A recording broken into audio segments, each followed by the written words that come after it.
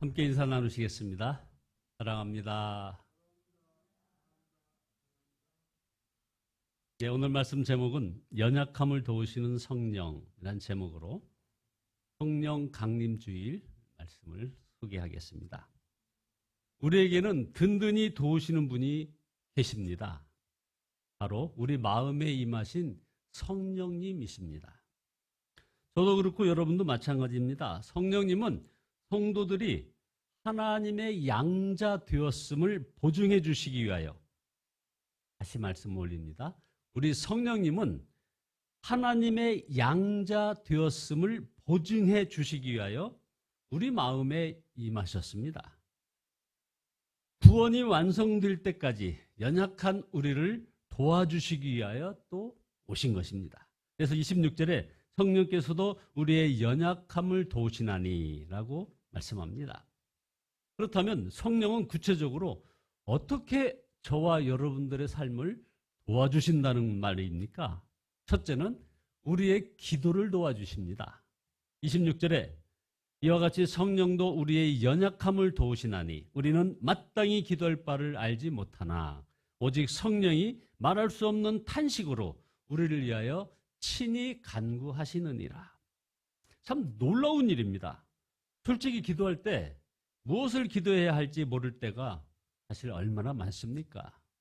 그때마다 성령께서 우리를 대신하여 기도해 주신다는 것입니다. 우리가 기도하지 않아도 하나님께서 우리 마음을 다 아십니다. 왜요? 바로 우리 마음에 계시기 때문에 그렇습니다. 그래서 27절에 마음을 살피시는 이가 성령의 생각을 아시나니 이는 성령이 하나님의 뜻대로 성도를 위하여 간구하심이니라.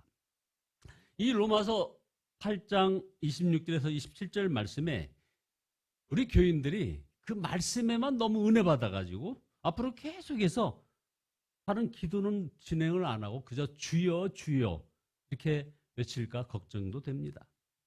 성령께서 우리를 대신하여 간구해 주신다는 말씀은 정말 은혜로운 말씀입니다. 기도에 힘을 얻게 됩니다. 그러나 이 부분에서만 은혜 받는 것은 사실 너무나 안타까운 것입니다. 우리가 정말 주목해야 할 말씀은 성령께서 이루 다 말할 수 없는 탄식으로 기도하신다는 것입니다. 여기에 우리가 주목을 해야 됩니다. 이 말씀은 사실 저와 여러분들의 형편이 너무나 심각하다는 것입니다. 그러니 성령께서 이루다 말할 수 없는 탄식을 하는 것이 아니겠습니까? 그런데도 우리는 그것을 모르고 살고 있다는 말입니다. 사실 우리는 너무나 철없는 기도만 드리고 있는 것이 아니냐 이거죠. 그래서 성령께서 이루다 말할 수 없는 탄식 대신에 기도해 주신다는 것입니다. 솔직히 우리의 기도를 녹음해서 공개한다면 너무나 부끄러울 것입니다. 그런 기도나 하고 있니? 하는 소리가 들리지 않을까 싶습니다. 우리는 언제나 더 편한 것, 더 좋은 것, 더 잘 살고, 더 높아지고, 더 대접받고, 내 가족, 내 교회, 내 나라만을 위해서 기도하고 그 기도를 또 언제까지 계속할 것이냐 이겁니다. 여러분, 성령께서 우리 마음에 오신 것은 우리를 도와주시기 위함인데 정말 기도해야 할 것이 무엇인지를 깨우쳐 주시려는 것임을 분명히 아셔야 됩니다. 시간이 많지 않습니다, 여러분. 성령의 가장 큰 고통은 이기적이고 눈앞의 이익만을 보고 어리석고 그냥 욕심으로 가득한 우리의 기도입니다. 진정한 성령의 사람은 은사를 체험하고 기적을 체험한 사람이 아닙니다. 이 시대와 교회와 성도들과 자신을 향한 성령의 말할 수 없는 그 애통함을 아는 것입니다. 하나님은 우리 마음을 다 아십니다. 우리 마음에 오셨으니 모를 리가 있겠습니까? 그래서 27절에 마음을 살피시는 이가 성령의 생각을 아시나니 이는 성령이 하나님의 뜻대로 성도를 위하여 간구하심이니라. 이것은 정말 사실은 놀라운 축복입니다. 하나님과 마음이 완전히 통하는 관계라고 말할 수 있지 않습니까? 여러분, 이보다 더 친밀한 관계가 어디 있습니까? 그래서 다윗은 시편 19편 14절에서 이렇게 고백을 합니다. 나의 반석이요 나의 구속자이신 여호와여, 내 입의 말과 내 마음의 묵상이 주님 앞에 연락되기를 원하나이다. 다윗은 마음이 주님께 연락됨을 알았습니다. 우리가 그렇습니다. 우리가 하나님을 기쁘시게 하는 일은 너무나 쉽습니다. 하나님이 기뻐하실 마음만 품고 살면 되기 때문입니다. 그러나 성령께서 우리 마음에 계심을 분명히 믿지 못하면 이 은혜는 이제 끔찍한 일로 바뀌게 돼버립니다. 마음의 죄악을 품는 것만으로도 하나님께 죄를 짓는 것입니다. 사람은 얼마든지 속일 수 있지만 우리 마음에 임하신 성령을 우리가 어떻게 속이겠습니까? 그래서 에베소서 4장 30절 말씀처럼 성령을 근심하게 만드는 것입니다. 성령께서 우리 안에 오셔서 우리를 인도하시지는 못하고 그냥 근심만 하신다면 이거 얼마나 불행한 일이겠습니까?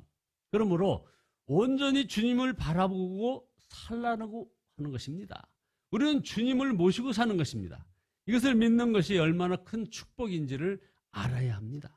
그러면 모든 것이 협력하여 결국 선을 이루게 되는 겁니다. 그래서 28절 그 유명한 말씀 아닙니까? 하나님을 사랑하는 사람은 곧 하나님의 뜻대로 부르심을 받은 사람, 모든 일이 합력하여 선을 이룬다는 것을 우리가 아노라.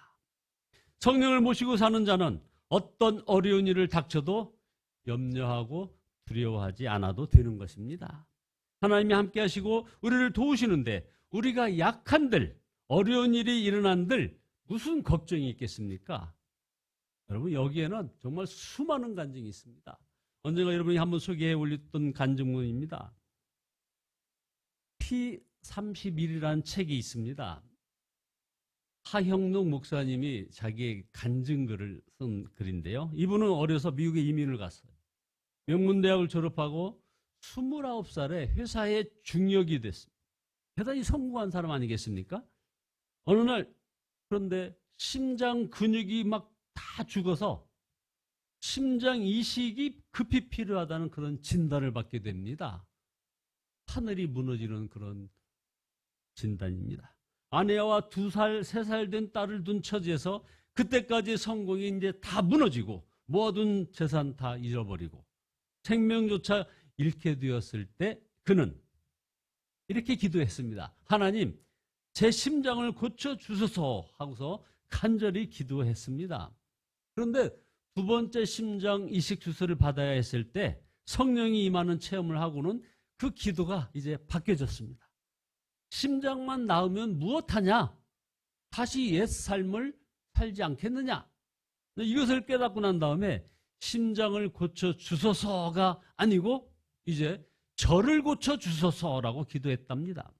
심장이 아니라 나 자신이 바뀌게 해주소서, 새 사람이 되게 해주소서, 진정한 새 삶을 살게 해주소서 하는 그런 갈망이 생긴 것입니다.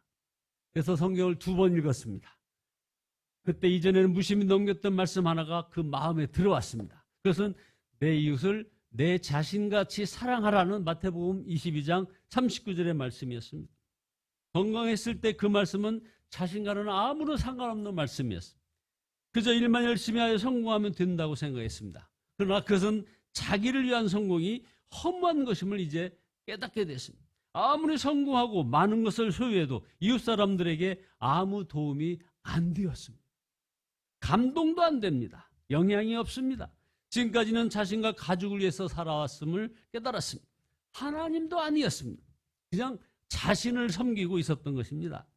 그는 비로소 구원받은 자에게는 할 일이 있음을 깨닫게 됩니다. 구원의 선물을 이웃 사람들에게 나누어야 한다는 것입니다. 그래서 새 사업을 시작할 때 돈을 벌기 위해서가 아니고 이웃을 사랑하기 위하여 사업을 시작하는 이 생각이 바뀌었습니다. 회사의 비전을 우리는 어려운 자를 위하여 존재한다. 우리는 어려운 자를 위하여 존재한다. 라고 정했답니다. 그리고 잠언 말씀에 의지하여 사업을 했답니다. 그래서 책 제목이 잠언 31장이라는 것이에요. 그가 설립한 이 신개념의 주차장, 이것을 주차장을 건축하는 회사는 오늘날 미국에서 가장 일하고 싶은 직장 가운데 하나로 꼽히는 그런 회사가 되었답니다. 그래서 오바마 연방정부에서 건축과 관련 백악관 자문위원으로도 임명되었고, 좀 오래됐습니다만 KBS 글로벌 성공시대에도 이 회사가 소개가 되었습니다. 그런 사업가이면서 다니는 교회에서 이제 또 목사가 되었습니다. 그런데 여러분, 사업가 목회 어떻게 되겠습니까? 전혀 문제가 되지 않는다고 합니다.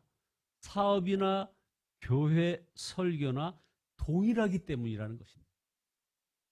저는 하나님을 사랑하는 사람들, 곧 하나님의 뜻대로 부르심을 받은 사람에게는 모든 일이 서로 협력해서 선을 이룬다는 이 말씀을 사실 저 개인의 개인적인 기도 제목으로 삼고 있습니다. 저에게도 남모르는 실패와 실수, 아쉬움과 좌절이 많았습니다. 그러나 결국은 여러분 선을 이루어 주신다는 것입니다. 그러면 된 거 아니겠습니까? 여러분도 자신의 삶에 대하여 아쉬움과 좌절, 실패와 낙심이 많을 것입니다. 그러나 우리가 아무리 연약하고 실패했고 형편이 어려워도 괜찮습니다. 성령께서 도와주시기 때문입니다. 우리가 할 일은 성령님을 모시고 사는 것임을 명심해야 합니다. 성령을 통하여 성령에 대하여 정확히 우리가 알아야 합니다. 그리고 매사에 성령을 의지하고 순종하는 것입니다. 그러면 성령께서 우리의 인생을 모든 것이 협력하여 선을 이루게 하시는 것입니다. 문제는 우리가 정말 모든 것이 합력하여 선을 이루는 사람일까 하는 것입니다. 사도 바울은 본문에서 어떤 사람이 그런 사람인지에 대해서 이렇게 얘기합니다. 하나님을 사랑하는 자라는 것입니다. 그 사람이 하나님의 뜻대로 부르심을 받은 사람이라는 것입니다. 성령이 임하신 가장 큰 증거는 하나님을 사랑하는 그 마음입니다. 예수님께서도 요한복음 14장에서 성령이 임하면 주님을 사랑하게 될 것이고 하나님의 계명을 지킬 것이고 주님을 바라보게 될 것이라고 말씀하셨습니다. 요한복음 14장 15절에 너희가 나를 사랑하면 나의 계명을 지키리라. 나의 계명을 지키는 자라야 나를 사랑하는 자니 나를 사랑하는 자는 내 아버지께 사랑을 받을 것이요 나도 그를 사랑하여 그에게 나를 나타내리라. 예수님께서 3번이나 예수님을 부인하였던 베드로를 다시 일으키실 때 여러분 어땠습니까?